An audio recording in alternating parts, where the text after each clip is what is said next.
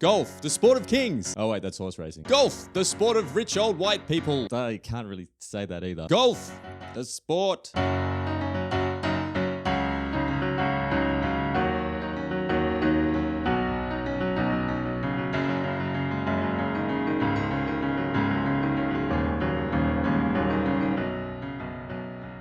When I was a kid, I thought golf was super boring. And then one day when I was wandering around Kmart, a glorious temple of mildly radioactive home decor and questionable life choices, I spotted it. An Xbox demo station glowing in the distance like the Ark of the Covenant, only holding something more important than the Ten Commandments, a copy of Tiger Woods' PGA Tour 2003. I stepped up to the enormous original Duke controller, which barely fit in my tiny, untrained hands, and I took my first ever virtual swing. The ball sailed down the fairway when the commentator said, "Oh, he'll be happy with that one." And from that moment, I was hooked. Over the years, golf games have evolved in many weird and wonderful ways, from ultra-realistic sims to zen meditative side-scrollers, all the way through to chaotic arcade versions where physics take a backseat to pure fun. And by pure fun, I mean absolute madness. What the fuck is going on in this absurdist nightmare? And honestly, it all kind of makes sense. Golf has this strange ability to both be dignified and completely unhinged. One minute you're calculating wind and slope gradients, feeling like a geometric genius. The next you're snapping your club in half and tipping your buggy over, jumping in the lake because you've just lost your 17th ball into the water and you really can't afford to keep purchasing more. I'm all out of money! The history of golf video games mirrors this balance of sophistication and chaos. Early entries like 1980s computer golf! Never forget the exclamation mark. On the Magnavox Odyssey 2 were basically stick figures hacking at pixels. It wasn't pretty, but it laid the foundation. You really had to imagine the lush fairways and dramatic sand traps because the game sure as fuck wasn't drawing them for you. Then came Nintendo's Golf on the NES in 1984, and for the time, this looked pretty goddamn luxurious. Mario, or a suspiciously Mario-looking character, took to the course in his finest polo shirt, and thanks to this mustachioed meatball, virtual golf reached a wider audience than ever before. It was the moment that society decided, okay, maybe golf and video games can get along. As the graphics improved, so did the ambition. Lynx in the early 90s was a big step forward for PC golf games, showing that maybe home computers were the place for more serious players that wanted to obsess over club selection and terrain maps. Fun. But of course, if we're talking breakthroughs, absolutely nothing has dominated the genre like the Tiger Woods PGA Tour series. Suddenly you weren't just playing golf, you were Tiger freaking Woods. Blasting 350-yard drives and sinking impossible putts while the crowd went nuts. The Tiger Woods series is where golf games found their swagger. The controls were buttery smooth, the commentary felt authentic, if not completely wrong at times. That ball is in the fairway, David. Not for the first time. I was wrong. And the progression systems and unlocks kept you coming back. It wasn't just about winning tournaments either, it was about building a golfer that could perform feats on the course that would make real players weep into their stripy polos. Like hitting an awful tee shot that magically finds its way back into the fairway by smashing the A button as hard as you can and saying, "Spin ball!" And let's not forget the absurd customization options. Sure, you could create a very respectable golfer with normal proportions and regular attire, but why would you do that when you could have these things dominate the PGA Tour? These games let you live out your most deranged golf fantasies, and it was glorious. Magical ball spinning and horrible nightmare monsters aside, the Woodsian era, trademark, was actually pretty great for realism too. Courses were meticulously detailed down to individual tree locations, accurate weather conditions, and all kinds of little details that make nerds like me go,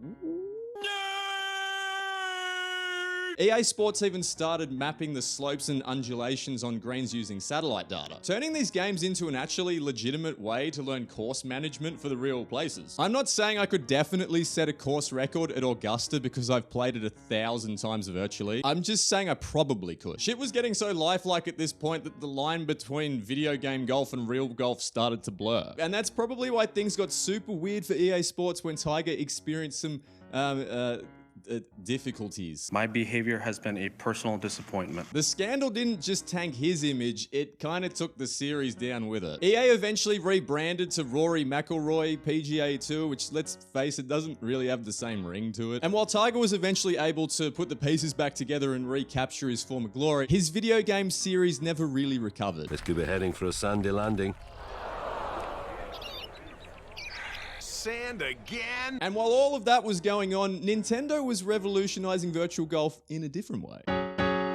Mario Golf had already shown us that hitting a ball with a mallet while Bowser trash talked you could be just as satisfying as sinking a birdie in a simulation. That's a sentence I thought I'd never say in my entire life. And then with Wii Sports, and by extension Wii Sports Golf, Nintendo leaned into that same spirit, creating a game that anyone could pick up, swing wildly, and somehow land a decent shot. It wasn't about precision or strategy. Suddenly, grandmas and toddlers were lining up to take a swing, and half the fun was seeing who could avoid throwing the Wii remote through the TV. And the other half of the fun was figuring out a good technique to keep playing after dislocating your shoulder on Wii Boxing 5 minutes earlier. People who'd never played virtual golf before suddenly found themselves obsessed. And that accessibility is what made it iconic, along with all the other games in the Wii Sports package. It didn't matter if you'd never held a golf club before, suddenly you had a chance to sink some birds. You also had a fairly good chance of injuring a family member. Rosemary is recovering well from her procedure, but she says she'll think twice before trying to keep up with her grandchildren.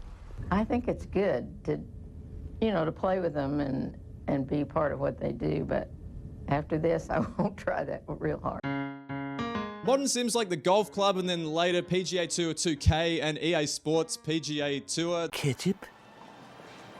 Ketchup. have brought us back to the era of serious simulations. Although I have to say the ball physics in the EA offering drive me fucking crazy. Where are you going, ball? Anyway, with very pretty graphics, in-depth career modes, lots of real courses, tournaments, and players. The only thing missing from these modern offerings is the prize money. Can I have? Oh, actually, the only other thing missing is the ability to play the single-player career without a constant internet connection. I really love when I'm on the 18th hole and then the servers drop as I'm sinking the final putt and I lose my progress and have to start the whole round again. Fucking hell. Thanks, EA. Meanwhile, indie games have taken golf into some wild places. Golf Story mashed up RPG mechanics with golf, letting you solve mysteries while leveling up your putter. It's like if Stardew Valley picked up a 9 iron. I think that works. Ooh, reaching. And then there's What the Golf? Don't ever forget the question mark. Which turned the sport into a weird physics-based comedy game where you're just as likely to launch the golfer as the ball. It's proof that golf games don't need to make sense as long as they're fun. And while we're talking fun, we have to mention Everybody's Golf or Hot Shots Golf, depending on where you are on planet Earth. The series leaned into the cartoony side of golf. Over-the-top characters, colorful courses, and mechanics that are easy to pick up but hard to master. It's the perfect counterpoint to the serious simulators. It doesn't take itself too seriously, but the golf mechanics are still surprisingly deep. It's a series that says, yes, you can tee off using a banana, but you best pay attention to the wind direction, boy. And then there's Cursed to Golf, where you're a little golfer guy trapped in purgatory. Although I'm told that everything after the plane crash happened in purgatory. Maybe it didn't. Maybe they were dead the whole time, but then you follow the dog out on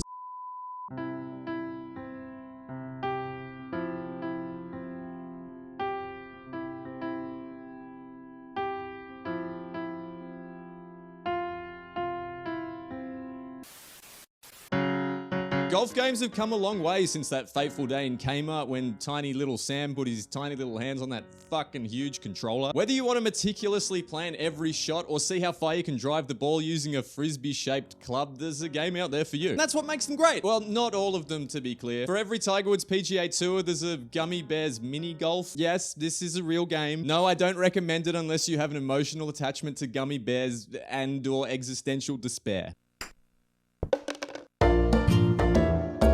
But they all have one thing in common. That moment when you line up your shot, hit it just right, and watch the ball soar. The joy of the perfect shot. In real life, it's a rare feeling.